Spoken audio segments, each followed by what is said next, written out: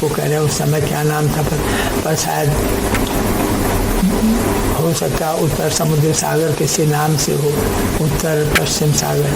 पर उत्तर सागर भी उत्तर पश्चिम सागर ही उसको ज़्यादातर कहते हैं। पश्चिम सागर में वहाँ कई तीर्थ थे, एक उसी के सरस्वती के ही तट पर, तो उसी तीर्थ में पांडवों का फिर अंत, उनका यदुवंशियों का अंत हुआ जब उन्होंने कुछ साधुओं के साथ मजाक किया था। फिर मूसल निकला, ये निकला, ये उसी सरस्वती नदी के किनारे हुआ द्वारिका में। तो द्वारिका में वो द्वारिका के पास समुद्र में मिलती थी। ये है सरस्वती का वो रास्ता। लेकिन हमारे यहाँ जब अब ये पांडवों के उस समय से जब ये धीरे धीरे यहाँ किरात लोग, एक्चुअली इनकी राजधानी जो ब्रह्मपुर था, गढ़वाल राज्य की राजधानी जोशीमठ थी। तो पूरी तरह से ये साबित होता है उस समय किरात, तंगण, ये पुरंदी, ये लोग थे। जोशीमठ ब्रह्मपुर था क्योंकि बद्रीनाथ थे यहाँ, केदारनाथ जी थे, इसलिए ब्रह्मपुर नाम रखा गया।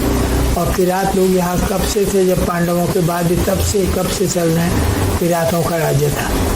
और किरात लोग धीरे धीरे पुरंद, कभी किरात, कभी तंगण, इस तरह से कभी दरद, ये सब आपस में बहुत, इसीलिए तो यहाँ कहते हैं कितने गढ़ थे। इतिहासकार कोई 75 गढ़ लिखता है, कोई कुछ लिखता है कितने, पर उसको शायद 12वीं या 14वीं शताब्दी में राजा अजय पाल ने एकीकृत करके 52 गढ़ कर दिया था, ऐसा प्रतीत होता है। तो कई थे, कई 70, 80, 75 तो वैसे भी गिराते हैं लोग, पर हो सकता है ज़्यादा रहे। गढ़ का मतलब कोट, ये कोट और गढ़ इस नाम से थे, कोटगढ़ नाम से। कुमाऊं में बुंगा भी कहते थे उनको, यहाँ किले नाम से नहीं थे।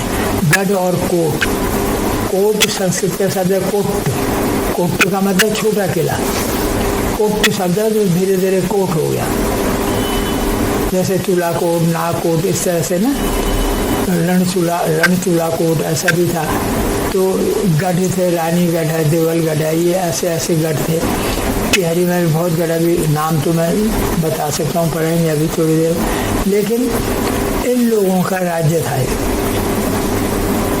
उसके बाद क्या हुआ, लगभग 7वीं शताब्दी के आसपास यहाँ पाल लोगों का राज्य, पाल माने पौंड्र, और जिसको आज हम लोग बंगाल और पौंड शायद बांग्लादेश आज है, वो हिस्सा पौंड था, ये बंगाल। ये पाल, राजा पाल हुए। तो गोपाल के संत के पुत्र हुए धर्मपाल, और उसके हुए सोमपाल। इन लोगों का, धर्मपाल और सोमपाल का, अफगानिस्तान तक, पूरे आसाम से लेकर पूरी जगह, इसीलिए बांग्ला भाषा हमसे बहुत मिलती है। दीदी, बोधी, जैसे हम कहते हैं ना, बोधी, हम बोझी कहते हैं, वो बोधी कहते हैं।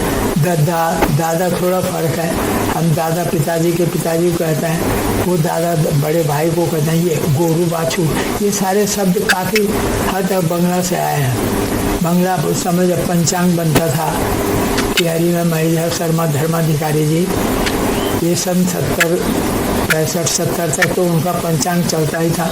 तो जो हमारे महीने थे गढ़वाल के महीने, उसको बंग लिखते थे। वो बंग से माने जो हमारा बिल्कुल जो हमारे महीने हैं गढ़वाल के जो महीने थे, वो बंग के नाम से चलते थे। उनके पंचांग में बंग लिखा रहता है, गढ़वाली महीने। तो इतना असर था वो पाल लोग। तो मेरा ख्याल है उस समय जो राजा हुए हैं यहाँ के, कनकपाल जी पहले राजा,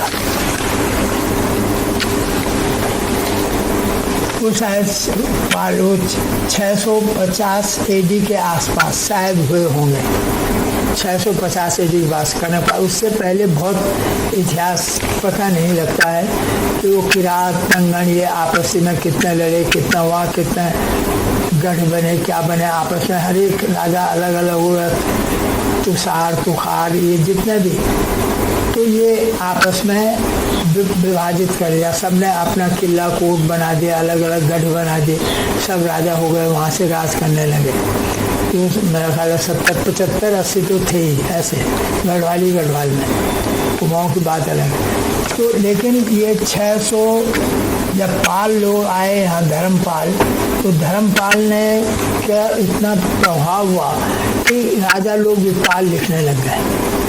गढ़वाल नरेश वो अपने को पाल लिखने लगे। इसका नाम ब्रह्मपुर इसलिए हम कह रहे हैं कि यहाँ जब भैंसांग आया था 7वीं शताब्दी में हर्षवर्धन के टाइम पर, तो उसने इसका नाम वही लिखा है ब्रह्मपुर। और उसने ये लिखा कि वो आ नहीं पाया, उसने कहा वो बहुत देर, वो आया था काशीपुर जो गोविशाणपुर के नाम से जाना जाता था। वहाँ महात्मा बुद्ध भी आए थे गोविशाणपुर काशीपुर में। और वहाँ सारी जितने भी धर्म के लोग थे, शाक्त, वैष्णव, शैव और बौद्ध, बिल्कुल एक बंधुत्व के साथ में रहते थे और काफ़ी समय रहे भगवान बुद्ध वहाँ। और जब भैंसांग आए तो भैंसांग ने वर्णन किया सारा, और उसके बाद ये लिखा कि भाई ये जो ब्रह्मपुर है, ब्रह्मपुर अलकनंदा के किनारे बसा हुआ है, लेकिन मैं जा नहीं पाया क्योंकि बहुत भीड़ था जाना। तो वो उस समय तक यहाँ पर पाल लोगों का राज्य था, वो सब बौद्ध थे, पाल बौद्ध थे सब। भोपाल भी बौद्ध था, लड़का भी नाती सब बौद्ध थे। तो उस समय क्या हुआ, बौद्ध धर्म गढ़वाल में पूरी तरह से फैल गया। स्थिति यहाँ तक आई, आप ये समझे कि शंकराचार्य जी को बद्रीनाथ के लिए या केदारनाथ के लिए वैष्णव या शैव नहीं मिले पुजारी, इसीलिए वो अपने यहाँ से लाए फिर पुजारियों को। ये स्थिति भी बौद्ध धर्म की है। तो खैर उसमें क्या हुआ कि जब ये कनकपाल जी आए, यही हो गया 650, तो यहाँ से जो किरात लोग थे, किरात राजा, वो यहाँ से ज़्यादातर सब कुमाऊँ चले गए और वहाँ उन्होंने कच्चूर का, उसको कच्चूर नाम से, कच्चूरी राज्य के नाम से वो जाने गए वहाँ पे। कहते उन्होंने ये जो कुमार कार्तिकेयपुर बसाया, क्योंकि ये लोग शैव थे, जितने भी ये कुनिंद थे या किरात थे। पर यहाँ मुझे लगता है कि कुनिंद वगैरह सब खत्म हो चुके थे, किरातों का आधिपत्य हो गया था, किरात लोग राजा हो गए थे। और वो फिर यहाँ से सब लोग चले गए 650 के आसपास, 700 और 650 के बीच में सब यहाँ से कुमाऊँ चले गए। वहाँ उन्होंने कार्तिकेयपुर बसाया, जो उसको कच्चूर भी कहते हैं। कभी उस कार्तिकेयपुर राजधानी बनी, कच्चूर कहो, कार्तिकेयपुर कहिए।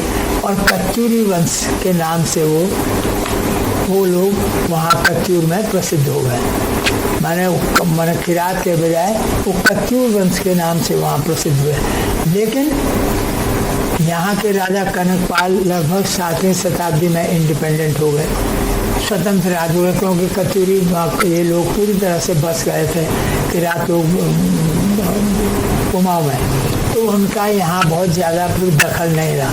लेकिन जाते समय उन्होंने, जब वो यहाँ से शिफ्ट हुए वहाँ कच्चूर कार्तिकेयपुर को, तो उन्होंने बीच में कुमाऊँ और गढ़वाल के बीच में राजधानी बनाई।